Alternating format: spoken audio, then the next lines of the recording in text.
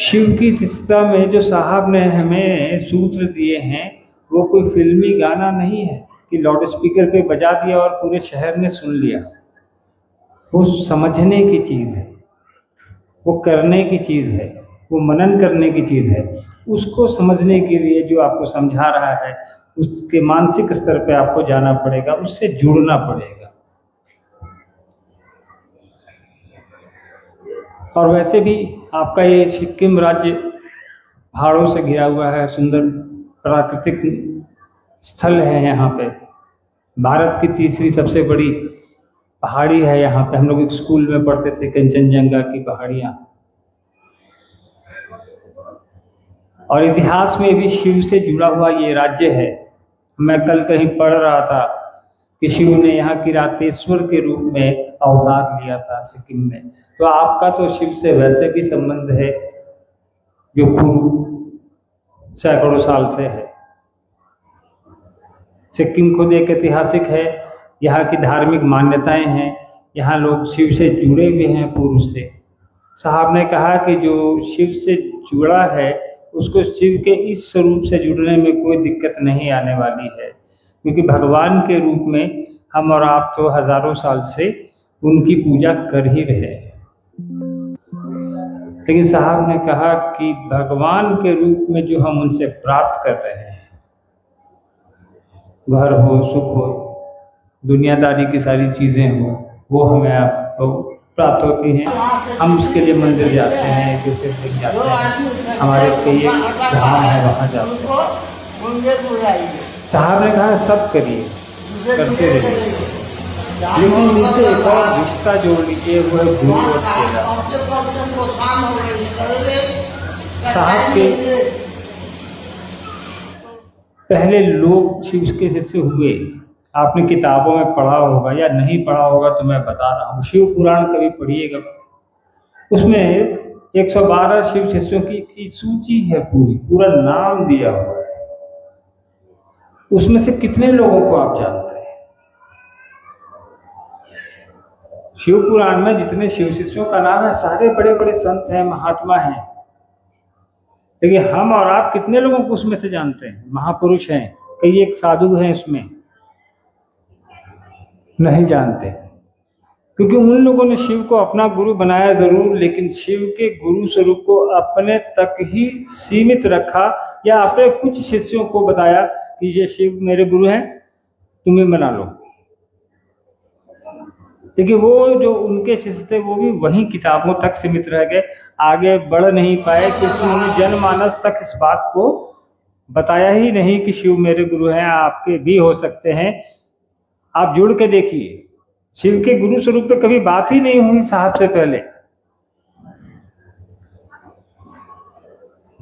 साहब ने भी जब शुरुआत की थी अध्यात्म की और ये चमत्कार की दुनिया और ये तंत्र मंत्र, साहब भी स्कूल में रहा करते थे, स्कूल से श्मशान जाया करते थे। कई एक साल तक साहब ने शारीरिक गुरुओं के सानिध्य में समय बिताया, स्कूल में रहते हुए, कॉलेज में रहते हुए, पढ़ाई करते हुए, तंत्र मंत्र सीखे, जादू टोना किया, सब कुछ किया। मैंने तो बचपन से देखा है उनको तंत्र मंत्र जादू टोना करते। कभी घर में किसी की खोपड़ी लाके रखते थे, तो कभी मिठाई मंगवा लेते थे, कभी पान खाते थे तो रात में सुपारी उनका खत्म हो जाए तो सुपारी मंगवा लेते थे। लेकिन हाँ, उन्होंने इस विधा का कभी भी गलत इस्तेमाल नहीं किया था। हमने बचपन में देखा ये ध्यान कि जब भी वो कुछ इस तरह का काम करते थे तो उसके लिए पैसे दिया करते थे। वो कहते थे माँ को कि नीलम ये पैसा लो और गमले के नीचे जाके रखाओ, पौधे के नीचे, और बोलना कि 2 सुपारी ले आए, रात का 12 बज रहा है, खत्म हो गया है, मिलेगा नहीं। तो कहते थे कि ये विधा भी हमारे किसी के कल्याण के लिए है, किसी का शोषण करने के लिए या धमकाने के लिए नहीं। लेकिन इन सब के बाद भी साहब को जो चीज चाहिए थी वो मिली नहीं। 20, 25, 30 साल ऐसे ही उनका समय गुजरता चला गया। लेकिन पिछले 35, 40 सालों से, जब से कमरे के बाहर शिव की शिष्यता आई है और जब से हम लोगों ने होश संभाला है, मैंने देखा है कि एक अधिकारी जिसको कि कोई आवश्यकता नहीं है कि प्रतिदिन लोगों को बुला के लाए, अपने घर में बिठाए, अपना खाना खिलाए, वापस घर भी उनको छोड़ाए, सिर्फ ये समझाने के लिए कि शिव को गुरु बना लो, तुम्हारा कल्याण हो जाएगा। दीदी जो उनके साथ रहती हैं, उनको क्या आवश्यकता थी? एक राजा की बेटी जिनके घर में जब शादी हुई तो सैकड़ों नौकर चाकर, विदेशी गाड़ियां, उनको क्या आवश्यकता थी कि किसी अनजान व्यक्ति के लिए खाना बनाएं और उसको बैठा के खिलाएं और फिर उसके बर्तन भी धोएं। कभी आप और हम सोचें इस पे कि साहब को आखिर क्या पड़ी थी, क्या पड़ी थी कि लोगों को, हमको, आपको बताएं कि शिव से जुड़ जाओ, महादेव के गुरु स्वरूप से जुड़ जाओ, और जुड़ने का तरीका भी उन्होंने बता दिया।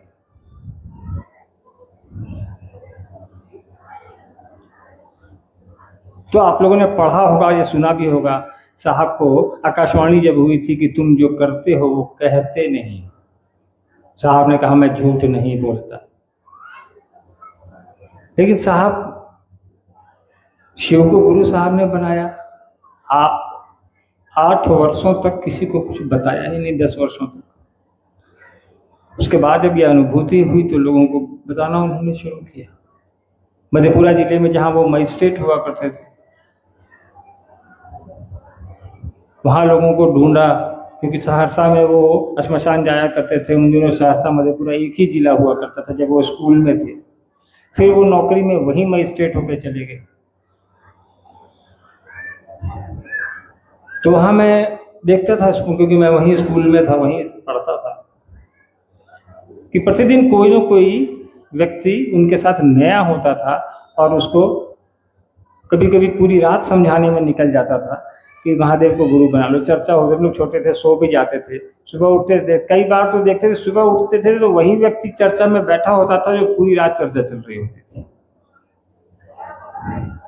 लेकिन साहब का एक हमने ये भी देखा, उनका आध्यात्मिक और उनका सांसारिक दोनों के बीच जो उन्होंने तारतम्य बिठाया, वो अनुकरणीय है हमारे आपके लिए। उतना के बाद भी वो 10 बजे नियत समय से अपने कार्यालय जाना, क्योंकि एक दंडाधिकारी की जिम्मेदारियां होती हैं जिले में, प्रशासन है वो, लॉ एंड ऑर्डर चलाता है, और समय से लौट आना।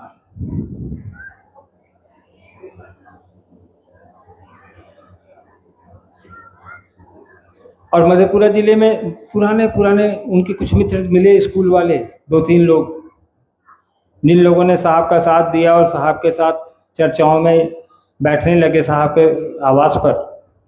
और कालांतर में देखिए, आज साहब ने, दीदी ने शुरू किया अकेले लोगों को ये बताना कि शिव मेरे गुरु हैं, आपके भी हो सकते हैं। इसके लिए 3 सूत्र बता दिए। और आज भारत देश ही नहीं, भारत देश के बाहर भी करोड़ों की संख्या में हमारे आपके जैसे लोग शिव के गुरु स्वरूप से प्रतिदिन जुड़ रहे हैं। प्रतिदिन कुछ नए लोग आ रहे हैं। आप ही यहाँ बैठे हैं, अपना समय निकाल कर बैठे हैं। आपने अपने काम से छुट्टी ली होगी, अपने बच्चों को घर पे छोड़ा होगा, आज संडे है, आपकी अन्य ज़रूरतें होंगी, उन सबको छोड़ के आप यहाँ आके बैठे हैं। आपने पैसे लगाए होंगे यहाँ तक आने के लिए। इसके पीछे क्या वजह है? एकमात्र वजह है कि आप अपने गुरु के प्रति आपका जुड़ाव। आपको लगता है कि मैं जहाँ जा रही हूँ या मैं जहाँ जा रहा हूँ वहाँ गुरु की बात होगी, कुछ सुनेंगे, कुछ सुनाएंगे, कुछ समझेंगे, कुछ समझाएंगे। तो महादेव आपके मेरे दिमाग में प्रासंगिक तो है, चल रहा है। नहीं चल रहा होता तो हम लोग भी रांची से 1000 किलोमीटर यहाँ नहीं आए होते, आप भी अपने घर से यहाँ नहीं आए होते। तो साहब और दीदी का यही उद्देश्य है। दीदी हमेशा कहती थी कि कोई टूटे नहीं, कोई छूटे नहीं, सबको लेके साथ चलना है, प्रयास करना है, क्योंकि महादेव की बनाई दुनिया है, उसकी बनाई सृष्टि है।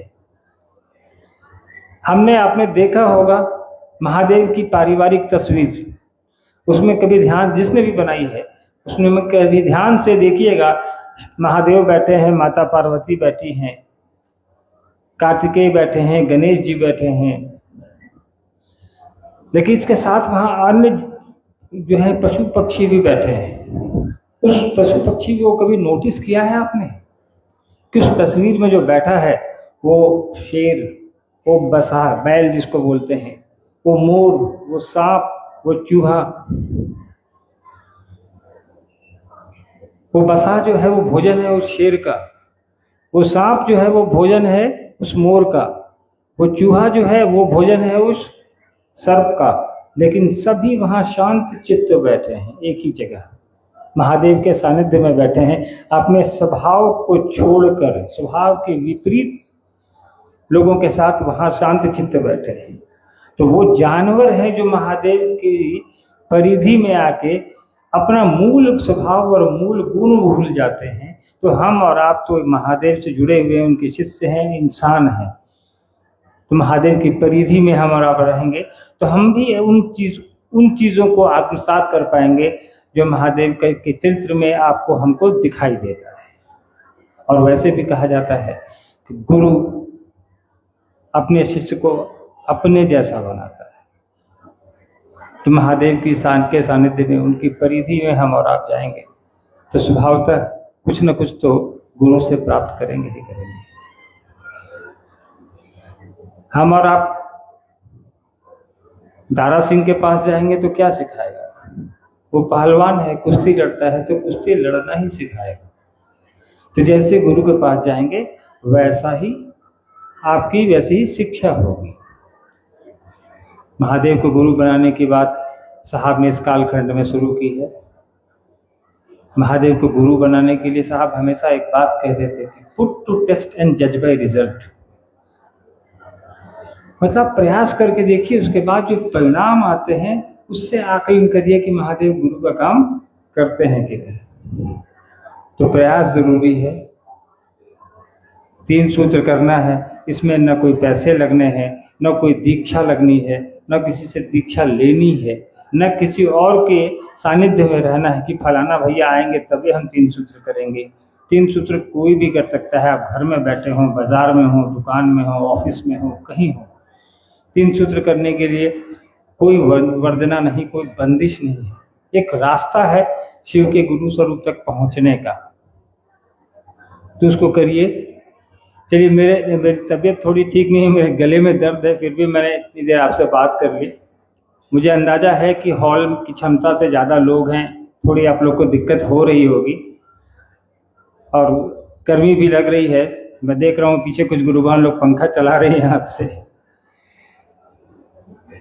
इस पर 2 लाइन ज़रूर बोलूँगा। मैं पहले सिक्किम आया था तो सिक्किम में इतनी गर्मी नहीं थी। अब आप और हम खुद समझदार हैं कि अब गर्मी क्यों हो रही है। तो पर्यावरण संरक्षण भी गुरु शिव शिष्यों का एक दायित्व है। इस बरसात में आप लोग प्रयास करिए। हम लोग एक शिव शिष्य होने के नाते प्रत्येक 27 जुलाई जो दीदी नीलम का जन्म दिवस है, उस समय हम लोग 15 दिनों का पखवाड़ा चलाते हैं वृक्षारोपण का पूरे देश में। शिव शिष्यों ने अब तक पूरे देश में करोड़ों पौधे लगाए हैं। आप कभी भी YouTube गूगल पे करके देखिएगा, बहुत सारे पौधे आपको दिखेंगे शिव शिष्यों ने जिसको लगाया है। बिहार, झारखंड, पूरे देश में, नेपाल में। आप लोगों से भी अनुरोध करेंगे जहाँ जगह मिले इस बार दीदी के जन्म दिवस पे एक पौधा जरूर लगाइएगा। लगाएंगे पौधा? आप लोग हाथ खड़ा करिए कि नहीं लगाएंगे, और लगा के उसको बचाइएगा भी जरूर, ताकि प्रयास करें कि अगली बार पंखा सिक्किम में न चलाना पड़े कम से कम। चलिए, आप सबको धन्यवाद है, प्रणाम है, मुझको अनुमति दी।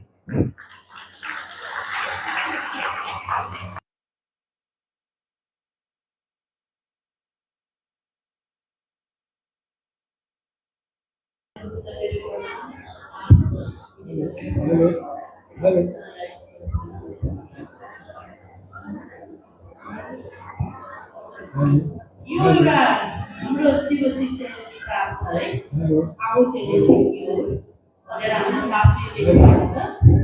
म यसमा एउटा भजन पनि छ है, गाउने कोसिस गर्दैछु, बसिरहेको छ, के भन्छ न हेलो हेलो हेलो हेलो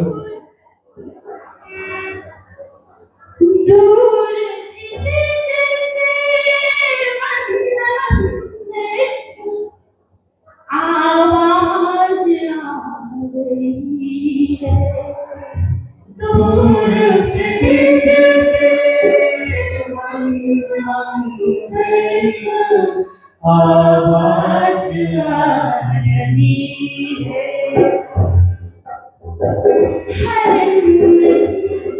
सांसों में उतर कर सबको सुना रही है। शिव ही पितारा था, आओ चल शिव की ओर,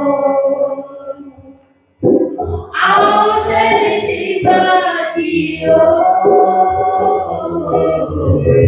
आओ चल शिव की ओर।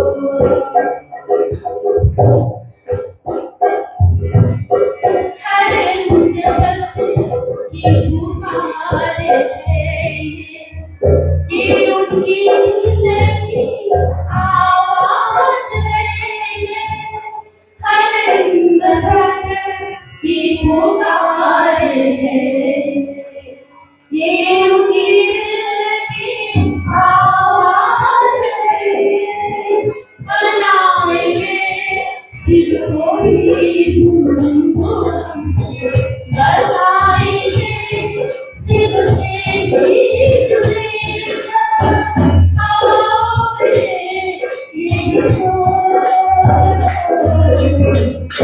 आओ चल शिव की ओर, आओ चल शिव की ओर, आओ चल शिव की ओर।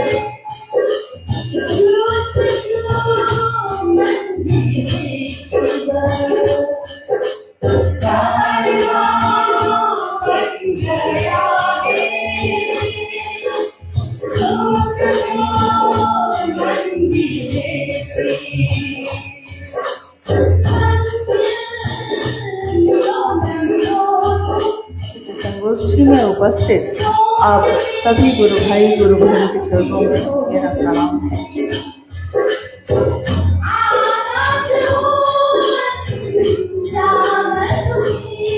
मेरे इस जीवन का सौभाग्य है कि अपने गुरु शो की बात करने के लिए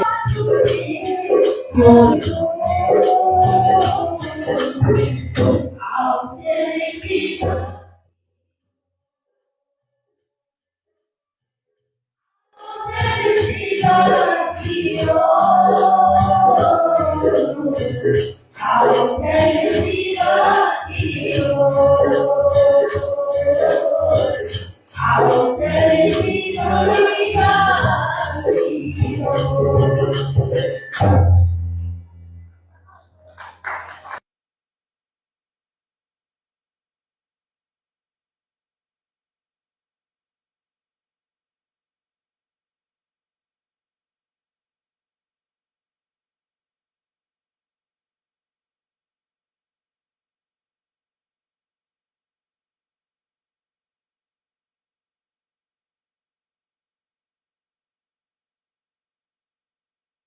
लेकर चले हमारे आपके बीच हमारी बरखा दीदी। आओ चले शिव की ओर संवाद को लेकर।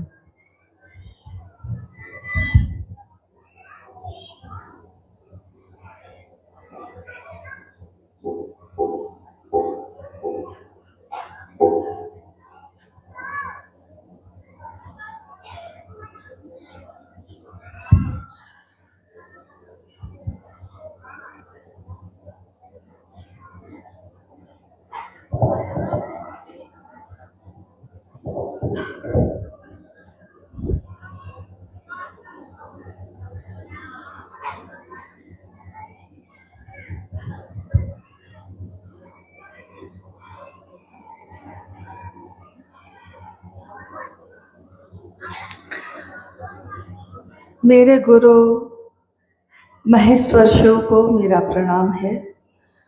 इस कालखंड के प्रथम शिव के शिष्य और हम सबों के परम आदरणीय वरण गुरुभ्राता साहब श्री के चरणों में मेरा प्रणाम है। शक्ति स्वरूपा माँ नीलमानंद जी के चरणों में मेरा प्रणाम है और सिक्किम के इस संगोष्ठी में उपस्थित आप सभी गुरु भाई गुरु बहन के चरणों में मेरा प्रणाम है।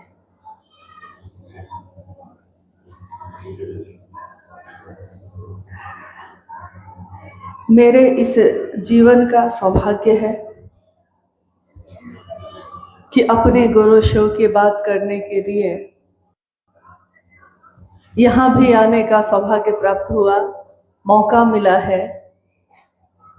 कारण कोई भी हो, तरीका कोई भी हो, अगर उसमें शिव की बात होती है, महादेव की बात होती है, तो वो हमारे जीवन में उन्नयन लाता है, हमारे जीवन को उन्मुख करता है शिव की ओर।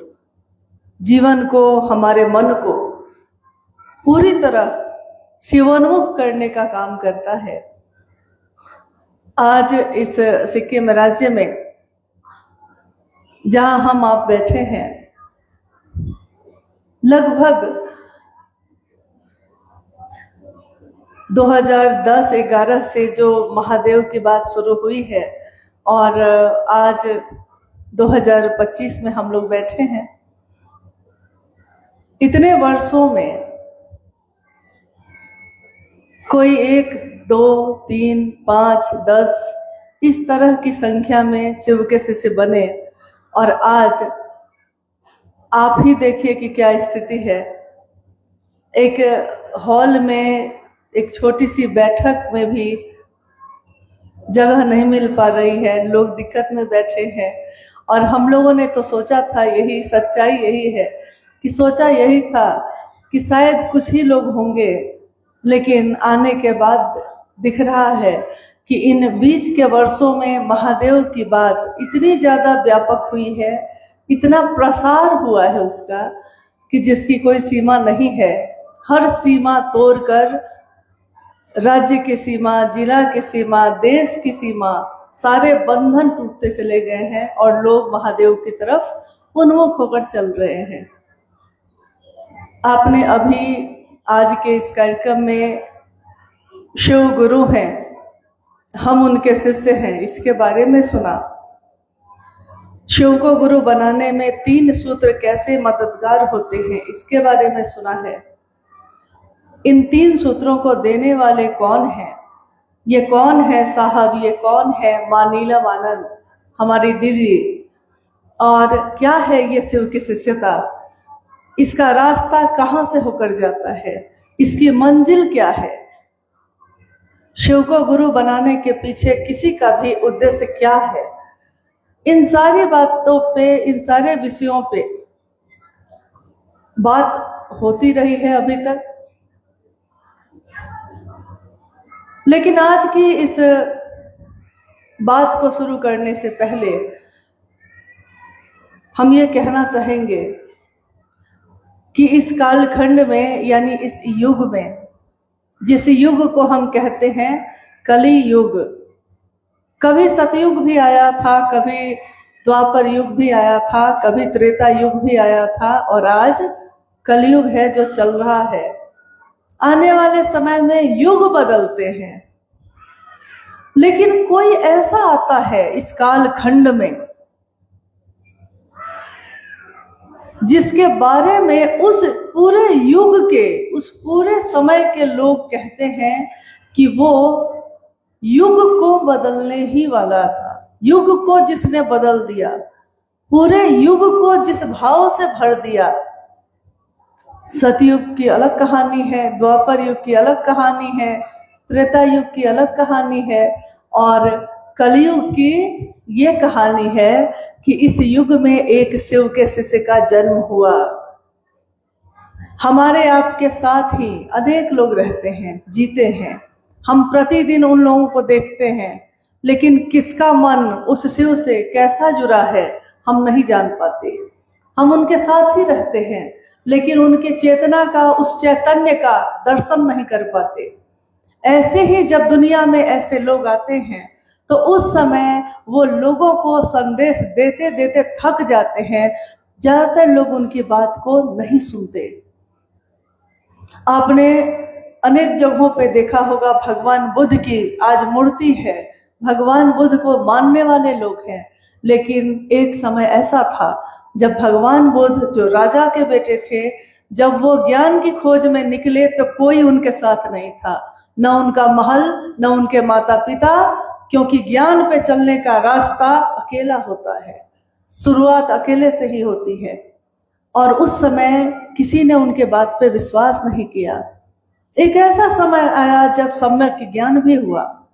सम्यक ज्ञान यानी पूरी की पूरी समझ हो जाना, इस जीवन की, कहाँ से आए हैं, कहाँ को जाएंगे, और इस जीवन में जो आए हैं इसका उद्देश्य क्या है, क्यों इंसान का जीवन मिला, क्यों इंसान का शरीर मिला।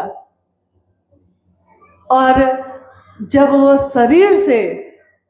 शरीर उनका नश्वर है तो शरीर खत्म होगा, चीजें अगर बनी हैं तो एक दिन वो खत्म होंगी, काल जब लागू हुआ है तो एक दिन काल पूरा होगा।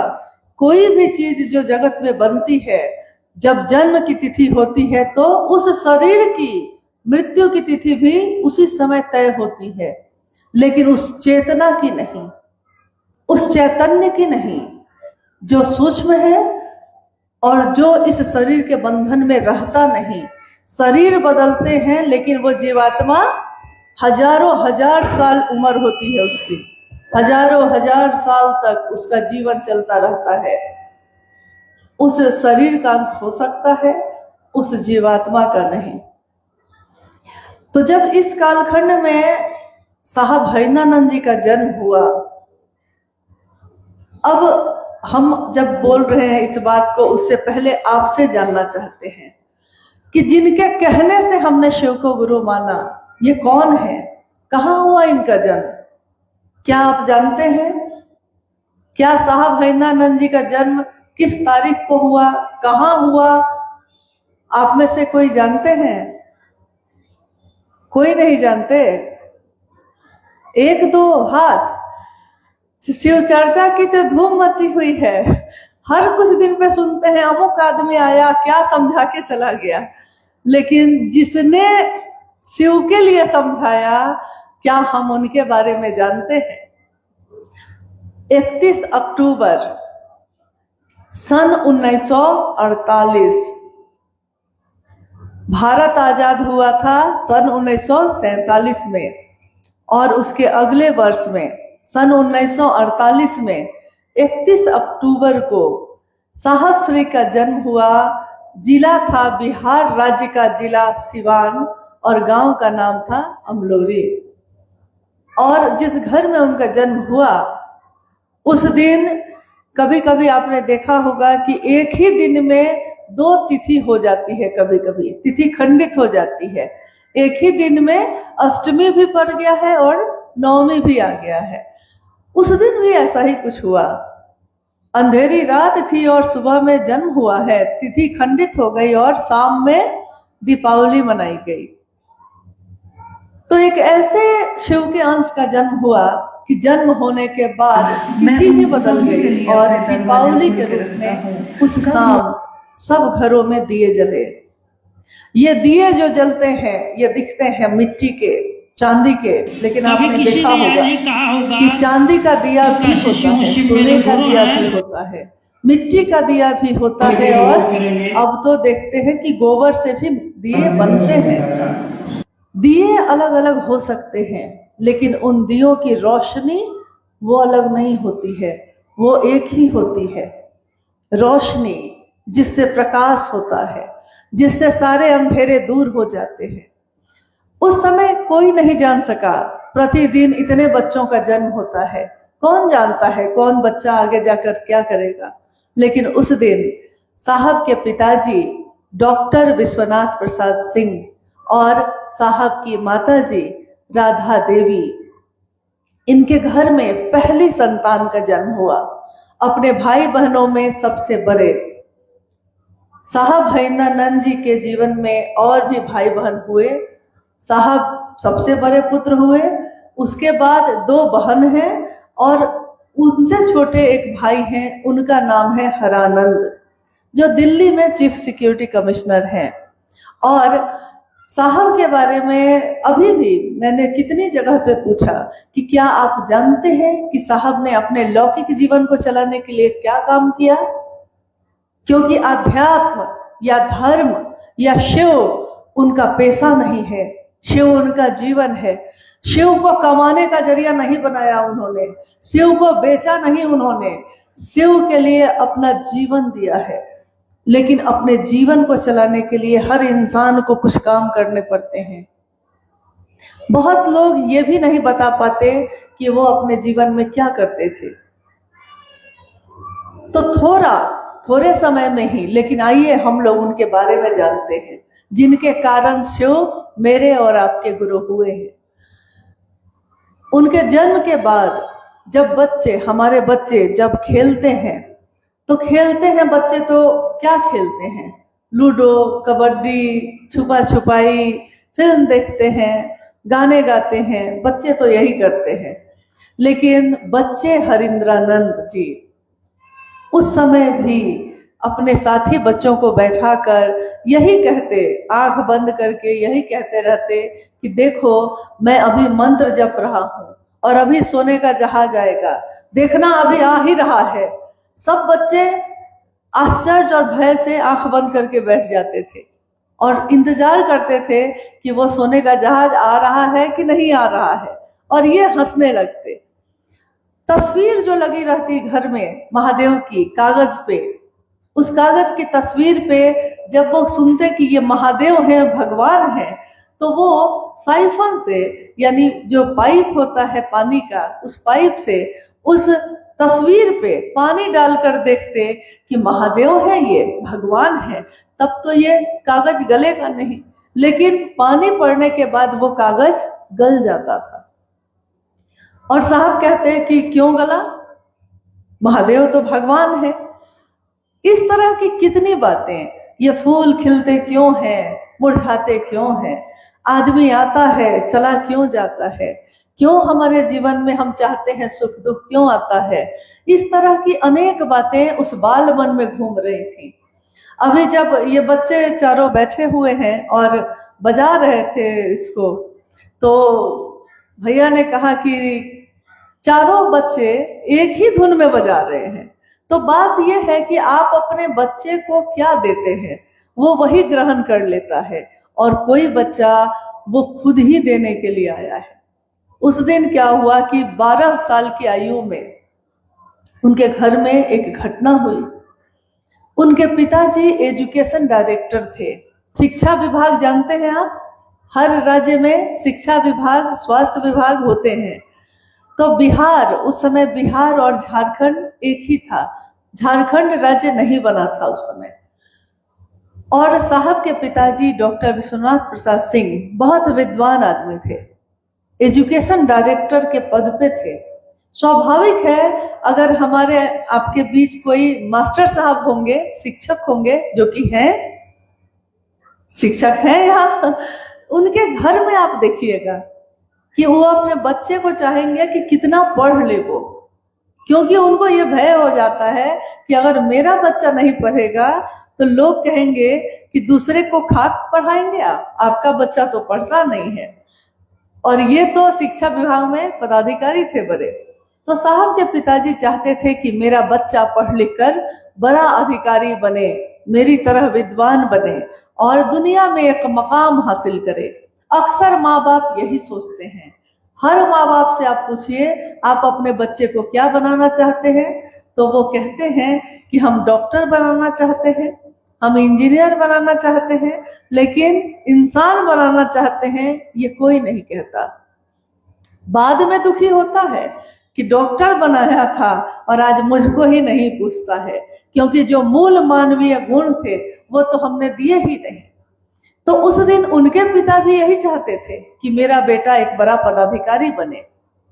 लेकिन समय ऐसा हुआ कि साहब के पिताजी के पास, चूंकि वो उर्दू, हिंदी, अंग्रेजी सब साहित्य में विद्वान थे वो, तो उनके पास अक्सर तरह तरह के लोग आते थे। और एक दिन एक शिक्षक जो आए हुए थे, लेकिन वो कुछ तंत्र मंत्र जानते थे।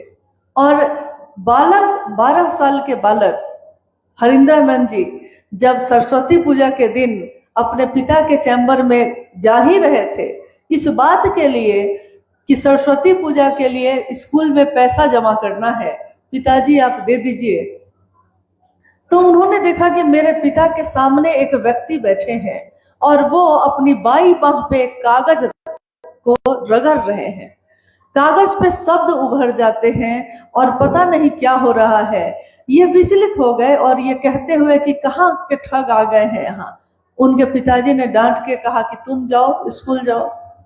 लौटने के बाद साहब जब दोबारा घर में लौटे शाम में, तो उन्होंने देखा कि वो व्यक्ति वहीं बैठे हुए हैं।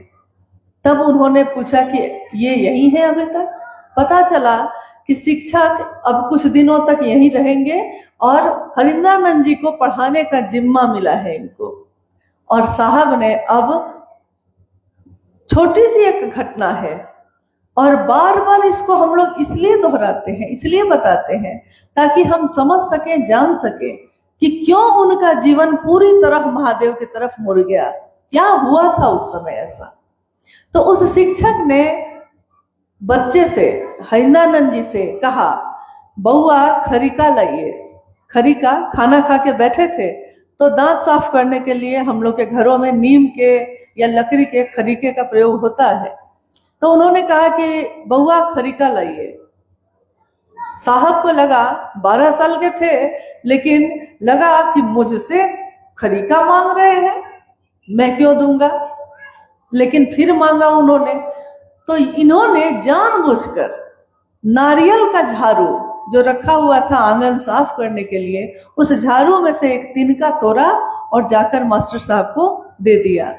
मास्टर ने देख लिया कि बच्चा जानबूझकर मेरे साथ अपमान कर रहा है, मेरा जानबूझ के मुझको तंग कर रहा है। तो उन्होंने उस खरीके को जोर से ऐसे पटका।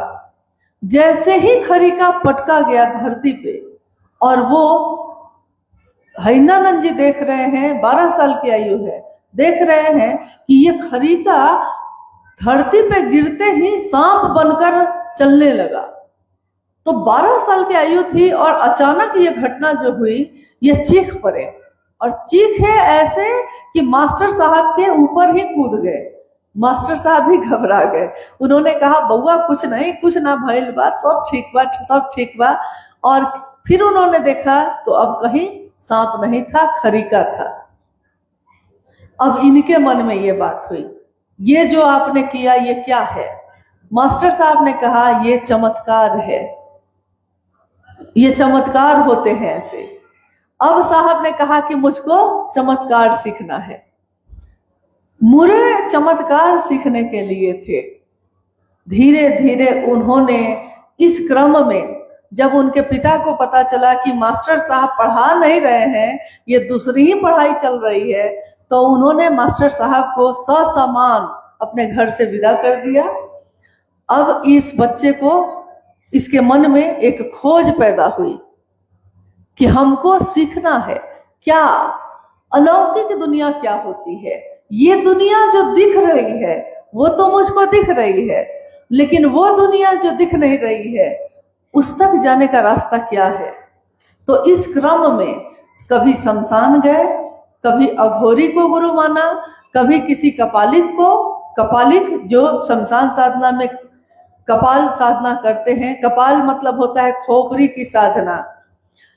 दिन में भी अगर आपको कह दिया जाए कि शमशान के बगल से जाइए तो शायद आप किसी का साथ चाहिएगा या रास्ता बदल लीजिएगा, लेकिन उस अवस्था में ये शमशान साधना के लिए जाते रहे। इनके माता पिता के पास शिकायत आने लगी, पड़ोसी भी शिकायत करने लगे इनकी माँ के पास।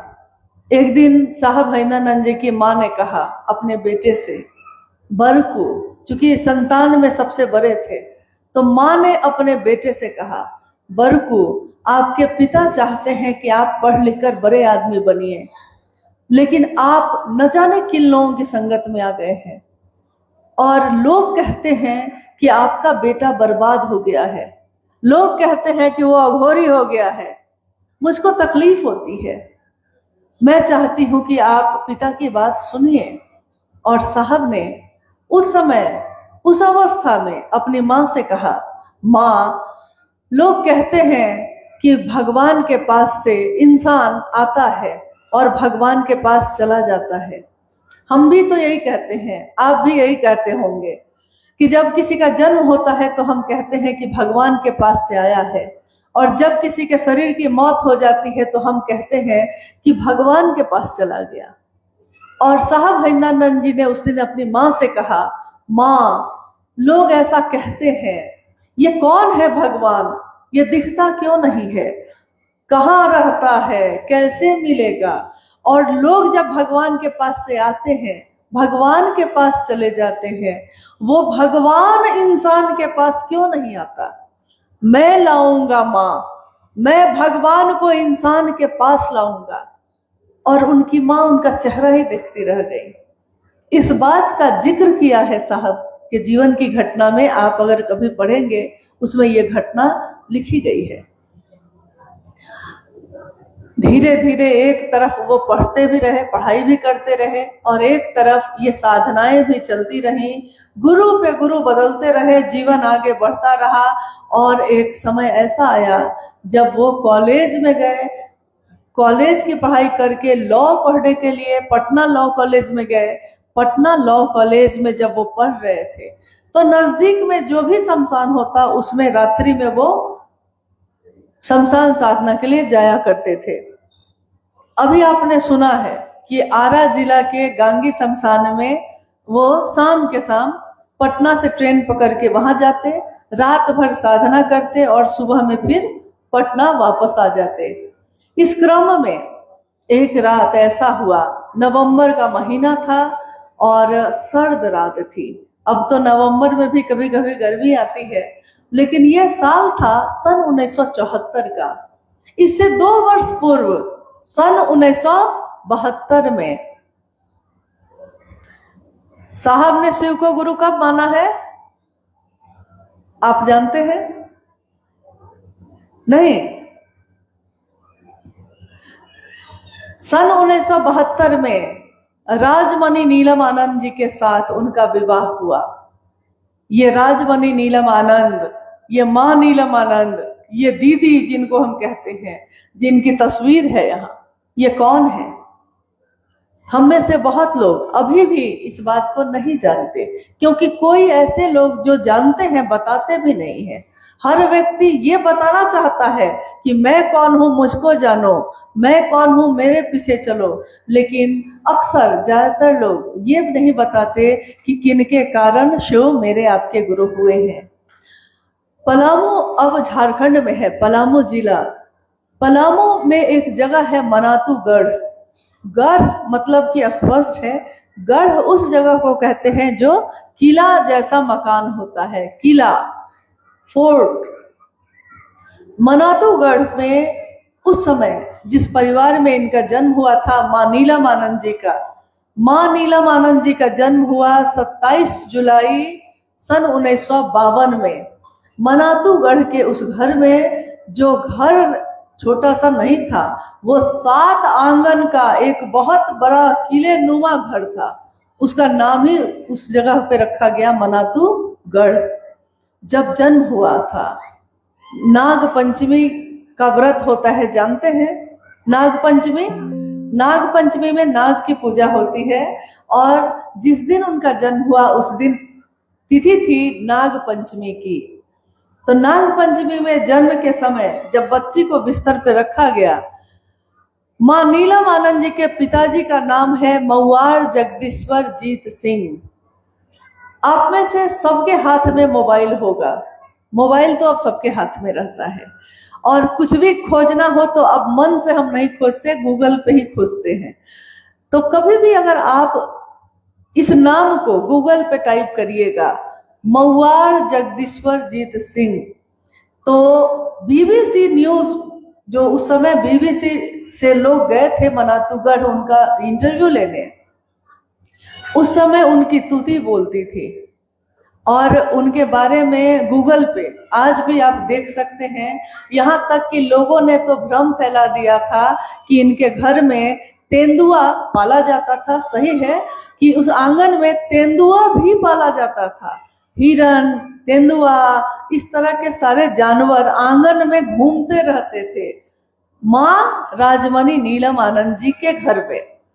और उस परिवार की बेटी जिसके आंगन में 100 से ज्यादा नौकर काम करते थे, तो क्या रईसी रही होगी, सोच लीजिए। और उनकी शादी हुई साहब हैनानंद जी से 22 मई 1972 को मनातूगढ़ में।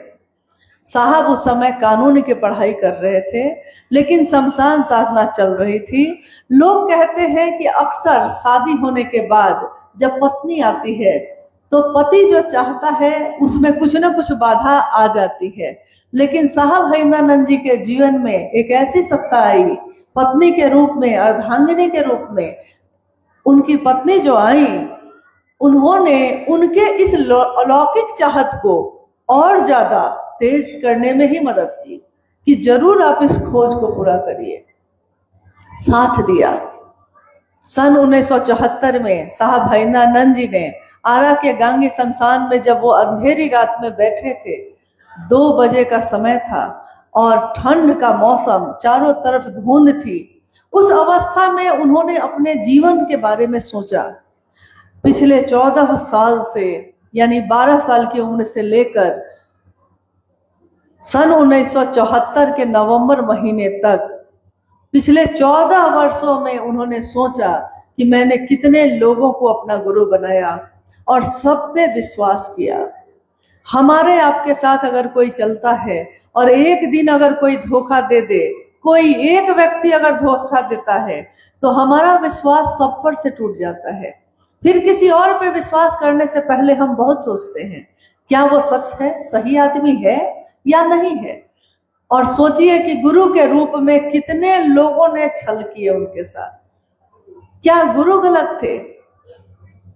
कहा नहीं जा सकता, क्योंकि गुरु के बारे में भी पता करना पड़ता है कि गुरु कौन अच्छा है। सब गुरु बन के ही बैठे हैं, कोई गुरु है, कोई सदगुरु है, लेकिन जगत गुरु शिव के बाद तब तक जगत में व्यापक नहीं थी।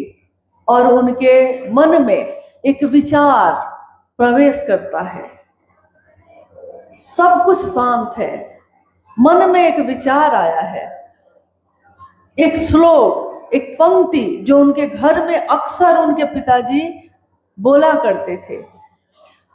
आपने भी सुना होगा, क्योंकि पूजा पाठ में अक्सर गुरु की वंदना में इसका प्रयोग होता है। गुरुर ब्रह्मा गुरुर विष्णु गुरुर देवो महेश्वर, गुरुर साक्षात पर ब्रह्मा तस्मै श्री गुरुवे नमः। इस श्लोक का प्रयोग हर घर में हजारों साल से होता आया है। आपने सुना होगा, या हमारे बच्चे जो बैठे हैं यहाँ, उन्होंने न्यूटन लॉ पढ़ा होगा भौतिकी में, फिजिक्स में। न्यूटन ने यही देखा था कि सेब जो पेड़ से टूटता है वो धरती की तरफ क्यों गिरता है। क्या सेब उस दिन पहली बार टूटा था? नहीं, सेब तो जब से सेब का पेड़ है टूट कर धरती पे ही गिर रहा था। लेकिन कोई ऐसा है जो लोगों का ध्यान उस पर ले आता है। और उस दिन भी ऐसा ही हुआ। साहब के मन में इस श्लोक के प्रवेश करने के बाद उन्होंने सोचा कि गुरु साक्षात पर ब्रह्म होते हैं, यानी गुरु में ब्रह्मानी शक्ति होती है, वैष्णवी शक्ति होती है, रुद्रानी शक्ति होती है, इस उत्पत्ति स्थिति और लय की शक्ति होती है, यहाँ तक कि गुरु भगवान होते हैं। साहब ने सोचा कि जब गुरु भगवान होते हैं तो भगवान ही गुरु क्यों नहीं है। जब गुरु भगवान होते हैं यानी कि भगवान होगा गुरु, तभी धरती पे कोई गुरु है। ये उन्हीं के मन में क्यों आया? उस दिन मेरे आपके या तथाकथित बहुत लोग घूम रहे हैं आज जो साहब बन ही जाना चाह रहे हैं, क्यों नहीं उनके मन में आया? उस दिन उनके मन में ये आया और उन्होंने तत्क्षण शिव को, भगवान शिव को अपना गुरु बना लिया। नहीं जानते थे कि गुरु है भी कि नहीं। न उन्होंने शिव पुराण पढ़ा था उस समय, न उन्होंने तुलसीदास का लिखा हुआ रामचरितमानस पढ़ा था, न उन्होंने महाभारत पढ़े थे, कोई शास्त्र नहीं पढ़े थे, क्योंकि शमशान साधना में तंत्र, प्रेम और समर्पण की विधा है। उसमें शास्त्रों का क्या काम, उसमें किताबों का क्या काम? तो उसमें तो कुछ ऐसी क्रियाएं हैं जो ईश्वर से जोड़ती हैं, उसमें किताबों का कोई काम नहीं। तो इन्होंने कभी शास्त्र पढ़े ही नहीं थे, जाना ही नहीं था कि उसमें लिखा हुआ भी है। और उसके कुछ समय के बाद बिहार प्रशासनिक परीक्षा दी उन्होंने। पहली परीक्षा में जब उनका रिजल्ट आया, उनके पिताजी भी विश्वास नहीं कर सके, क्योंकि उन्होंने तो सोचा था कि चपरासी भी बन जाओगे तो मान जाएंगे, तुम चपरासी भी नहीं बन सकोगे। और साहब ने कहा मैं नहीं जानता कि मैं कैसे बना। हाँ, ये था कि जो पढ़ता था भूलता नहीं था, जो पढ़ लिया है वो याद रहता था। तो हुआ ये कि एक बड़े पदाधिकारी अब बन के ये बिहार प्रशासनिक सेवा में भी चले गए। और माँ नीलम आनंद, उनके 3 बच्चे हुए। साहब और दीदी के लौकिक जीवन में 3 बच्चे हैं। अर्चित आनंद जी हैं, अनुनीता आनंद हैं और अभिनव आनंद जी हैं। और इन तीनों बच्चों के साथ साहब और दीदी का परिवार अब एक गृहस्थ कुल भी है। गृहस्थ कुल जिसमें सारी समस्याएं जो आपके घर में होती हैं उनके घर में भी हो रही हैं। अगर वो ईमानदार हो अफसर, तो अफसर अगर ईमानदार है, पद है उसके पास, सम्मान है उसके पास, लेकिन पैसे नहीं होते, क्योंकि पैसा तो जो तनख्वाह मिलेगा उतना ही होगा। उसी तनख्वाह में, उसी वेतन में अपने परिवार को चलाते चलाते एक दिन ऐसा भी हुआ कि सन 1982 में जब साहब पाटन में वीडियो थे और पाटन से उनका तबादला मधेपुरा जिला में हुआ।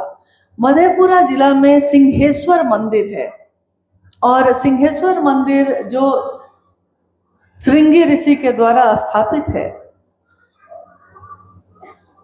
शिव को गुरु मानने के बाद सन 1974 के बाद सन 1975 में मुजफ्फरपुर एक जिला है, तुर्की नाम के जगह पे नमः शिवाय का प्रवेश होता है। साहब की सांसों पे नमः आता है और शिवाय उतर जाता है। सन 1982 में मधेपुरा में जब महादेव को प्रसाद चढ़ाने वो जाते हैं तो महादेव की दया का साक्षात अनुभव वो करते हैं। जब वो कहते हैं कि महादेव को कि बूढ़ा वो इज्जत रखिया, तो महादेव की वो दया जो सबके बीच फलीभूत होती है, उसने इनके मन को समझा दिया है कि महादेव की दया हो तो कुछ भी हो सकता है। लोग कहते हैं कि कीम न सिद्धते भूतले, इस धरती पे ऐसा क्या है जो महादेव चाहेंगे और नहीं होगा, क्योंकि ये धरती ही उनकी बनाई हुई है, उनकी इच्छा का प्रकटीकरण है। तो जब इस धरती पे महादेव का ही सब कुछ है, महादेव से जुड़ा हुआ जो भी होगा, जो वो चाहेगा, इस धरती पे वो होगा। और फिर आकाशवाणी एक सुनाई दी उनको सन 1986 में बेगूसराय की धरती पर, जब वो मधेपुरा से पटना जा रहे हैं और एक रात वो रुक गए हैं बेगूसराय में। एक आकाशवाणी सुबह 4 बजे जो इनको सुनाई देती है, सुनाई कानों से नहीं, इनके मन को सुनाई देती है। एक समय था जब आकाशवाणी मतलब लोग कहते थे कि आकाशवाणी ये कैसे हो सकता है। अगर आज कोई विज्ञान पढ़ता है तो वो कहता है कि आकाशवाणी कैसे हो सकता है, ये सब विज्ञान के लोग नहीं मानते। लेकिन एक बार ऐसा हुआ कि जब रेडियो का आविष्कार हुआ और पहली बार भारत में रेडियो घर में आया, तो जब आपने ऑन किया होगा उसको, तो उस रेडियो पे पहली पंक्ति यही गूंजी थी, ये आकाशवाणी है। याद है किसी को? रेडियो जब शुरू हुआ था तो देखिए, एक दिन विज्ञान ने खोजा अध्यात्म के उस तरीके को कि आकाश में तरंगे मशीन के द्वारा कैसे सुनी जा सकती हैं। लेकिन एक समय ऐसा भी रहा है जब आकाशवाणी इंसान का मन भी सुनता है, और उस दिन की घटना में यही हुआ। साहब के मन ने सुना, आवाज ने कहा, तुम क्या करते हो? साहब ने कहा, मैं शिव शिष्य बनाता हूं। ये वो समय था जब वो डिप्टी कलेक्टर थे और मजिस्ट्रेट के रूप में उनकी पोस्टिंग थी मधेपुरा में। अक्सर जब हमसे आपसे कोई पूछता है आप क्या करते हैं, तो आप कहते हैं मैं किसान हूं, आप कहते हैं मैं घर चलाती हूं, आप कहते हैं मैं मास्टर हूं, मैं इंजीनियर हूं, मैं डॉक्टर हूं। लेकिन उस दिन साहब हैदरानंद जी ने, जो एक मजिस्ट्रेट के रूप में पदस्थापित थे, उस आवाज को सुन के कहा, मैं शिव शिष्य बनाता हूं। यही बात साहब ने कही।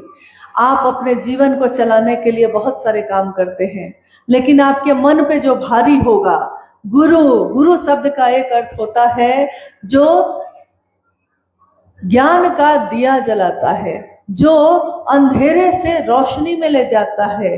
गुरु यानी अंधेरे से रोशनी में ले जाने वाला। और साहब हैदरानंद जी ने कहा, गुरु का एक और अर्थ होता है। गुरु मतलब भारी। आपके मन पे क्या भारी है? धरती का गुरुत्वाकर्षण आपको खींचता है, आकाश में गुरुत्वाकर्षण नहीं है तो आप चल नहीं सकते। व्यक्ति का मन, जीव का मन शिव की तरफ खींचता है। अगर वो शिव, वो गुरु उसके मन पे भारी ना हो तो वो गुरु की तरफ नहीं खींच पाता। गुरुमुख होना यानी गुरु के तरफ मेरे मन का उन्मुख होना, अगर ये नहीं हो तो कोई गुरु की बात नहीं करे, कोई शिव की बात ना करे। तो उस दिन उन्होंने यही उत्तर दिया था और आदेश आया था आकाशवाणी के माध्यम से कि जो तुम करते हो वो दूसरों को करने के लिए कहना। पूरी बातचीत करने के बाद अंत में यही वाक्य, गुरु का आदेश आया। गुरु का आदेश, कहते हैं शिष्य के जीवन का आधार होता है। गुरु ने जो कह दिया है शिष्य वही करता है, चाहे इसको करने में उसको अपना तन मन धन सब समर्पित करना पड़े, लेकिन गुरु का आदेश पूरा होना चाहिए। सबसे जरूरी यही होता है। प्राचीन समय में हमारे देश की संस्कृति रही है गुरुकुल परंपरा। गुरुकुल में रहते थे। राजा का बेटा भी गुरुकुल में पढ़ता था और एक मजदूरी करने वाले का बेटा भी उसी गुरुकुल में पढ़ता था। यानी गुरु और शिष्य के संबंध में कोई राजा का बेटा नहीं चलेगा, कोई मजदूर का बेटा नहीं चलेगा। ये हमारे देश की सभ्यता है, पुरानी है, संस्कृति है, रची बसी है हमारे घरों में। और उस समय भी ऐसा ही हुआ कि एक गुरुकुल में ऋषि धौम्य, ये कहानी आपने शायद इस घटना को कहीं पढ़ा होगा। ऋषि धौम्य का गुरुकुल था, आश्रम था, और उनके आश्रम में, उस आश्रम में चलाने के लिए, भोजन के लिए पीछे कुछ दूरी पे खेत लगे हुए थे। एक रात इतनी बारिश हुई, तूफान आ गया पूरा। तो गुरु ने अपने शिष्यों से कहा कि जाके जरा खेतों को देख आओ, क्योंकि अगर मेड़ टूट गई तो सारे अनाज बह जाएंगे, खाएंगे क्या हम लोग? क्योंकि उस समय तो दक्षिणा पे ही गुजारा होता था, जो भिक्षा मिल गया उसी पे गुजारा होता है। सारे शिष्य चले गए, लौट के आ भी गए, एक शिष्य नहीं आया। अब गुरु शिष्य की तलाश करते हैं। तो गुरु ऋषि धौम्य ने अपने शिष्य के बारे में पूछा, शिष्य का नाम था आरुणि। गुरु ने अपने शिष्य के बारे में पूछा, आरुणि कहाँ है? सबने कहा कि नहीं पता, गया तो था साथ ही, लेकिन लौटा क्यों नहीं, नहीं पता। सबको आश्रम में रहने का निर्देश देकर ऋषि थौम्य खुद अकेले उस तूफानी रात में खेतों की तरफ चले गए और वहां जाकर उन्होंने देखा कि उनका प्रिय शिष्य आरुणि कहाँ बैठा है, जो खेत की मेड़ टूट गई है और उस मेड़ पे उसने अपने शरीर को ही लिटा दिया है। और आरुणि अर्धमूर्छित अवस्था में उस खेत की मेड़ पे सोया हुआ है, अपने शरीर को लेटा कर सोया हुआ है। गुरु दौड़ पड़े और उन्होंने कहा, ये तुमने क्या किया? तुमको कुछ हो जाता अभी, क्यों ऐसा किया? और आरुणि ने उत्तर दिया उस समय कि आपका आदेश था कि मेड़ टूटनी नहीं चाहिए, तो मैंने सारी कोशिश की, मिट्टी भी डाला, पत्थर भी डाले, सब बह जाते थे। अब मेरे पास इस शरीर को छोड़ के अब कुछ भी नहीं था, इसलिए मैंने अपने शरीर को ही, अब अंतिम उपाय यही था, लिटा दिया है। आपका आदेश पूरा होना चाहिए। देखिए, शिष्य के लिए गुरु का आदेश किस डिग्री पे जाता है, भाव के किस उच्च स्तर को छूता है, उस दिन भी छूता रहा है। ऐसे दृष्टांत हमारे समाज में, हमारे इतिहास में हमेशा मिलते रहे हैं। और ये बात जब उस दिन हुई आकाशवाणी के माध्यम से साहब श्री के जीवन में, तो उन्होंने लौट के कहा कि महादेव का आदेश है, मैं क्या करता हूँ, मैंने शिव को अपना गुरु बनाया है और मैं दूसरों से शिव की बात करता हूँ। 1982 से वो शिव की बात करना शुरू कर चुके थे। उन्होंने कहा, मैं अपने लौकिक जीवन में 10 से 6 कार्यालय जाता हूँ, ऑफिस जाता हूँ, और सुबह उससे पहले और आने के बाद शाम से रात्रि तक जितने लोगों से हो सकता है बात करता हूँ। आपने अभी सुना, अनु भैया जब बोल रहे थे कि मैंने बचपन से अपने पिता को देखा कि उनके साथ कोई न कोई व्यक्ति आता था, रात भर, जो दिन भर कार्यालय का काम करके आते हैं, वो रात भर बैठकर उससे महादेव महादेव कर रहे हैं। कितनी बार ऐसा हुआ कि साहब ने कहा कि नीलम चाय बना दो, और माँ ने कहा कि मुंह तो धो लीजिए क्योंकि सुबह हो गई है। कब रात बीत गई। कहते हैं कि जिससे प्रेम हो, जो अच्छा लगता हो, उससे बात करना, उसके बारे में बात करना इतना प्रिय लगता है कि रात कब बीत जाती है पता भी नहीं चलता। कितनी रातें ऐसे ही बीतते चली गई और धीरे धीरे धीरे धीरे भारत के सभी राज्यों में, नेपाल के सभी जिलों में महादेव का संदेश पहुंचने लगा।